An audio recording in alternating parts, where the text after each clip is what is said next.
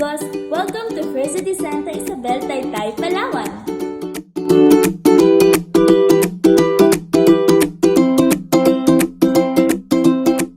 Did you know that Fuerza de Sta Isabel was built in 1667 in honor of the Spain's Queen Isabella II in the 19th century?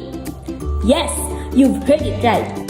According to the historians, Spaniards built this structure with a heavy lime boulder of limestone. It was mainly used as a military base against Muslim warrior raiders. Spanish soldiers fired the pirates using their huge cannons. Guys, do you know the science concept behind the motion of cannonballs when fired? Yes, projectile motion is correct. When object moves, it usually moves in two dimensions, either in horizontal dimension or vertical dimension. When cannons are fired, it usually fired in a certain angle. The fireball then moves in both horizontal and vertical movement. This motion is called the projectile motion. The objects in projectile motion moves along a curved path under the influence of gravity. This curved path is called parabola or trajectory. For instance, the initial velocity of the cannonball is 8.95 meters per second, and its angle of elevation is 47.85 degrees. It took 0.678 seconds for the ball to reach the peak for the maximum height. Since it undergoes projectile motion, let's first determine the maximum height reached by the ball in the air and the horizontal position of where the ball is at its maximum height. Let us solve first the initial velocity of the horizontal and vertical direction. Input the initial velocity 8.95 press 47.85 and it yields 6 meters per second. Second step is to get the initial velocity of the vertical direction.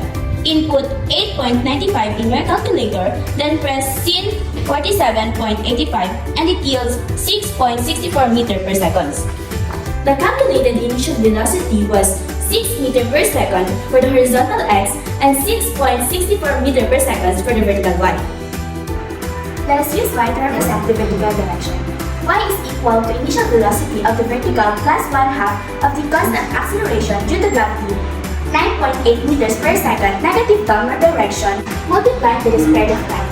Then, it yields 2.25 meters. So, the ball is 2.25 meters above the ground when it reaches its peak. Next, we find the vertical distance at which the ball at the peak. The method is x peak or the horizontal is equal to the initial velocity of the horizontal times the time. So 6 times 0.678 is equal to 4.68 meters or approximately 4.0 meters. The ball is horizontally 4 meters away from its initial shot position when it reached the peak of its projectile motion. Projectile motion can also be observed in different situations, particularly in sports. Students playing volleyball, larong Pinoy like Cebu, or our favorite childhood game, Bato Bola. Projectile motion can also be found in daily activities, such as watering plants or fishermen throwing nets to the sea. Adios amigos! I hope you learned about projectile motion from me. That's all, goodbye!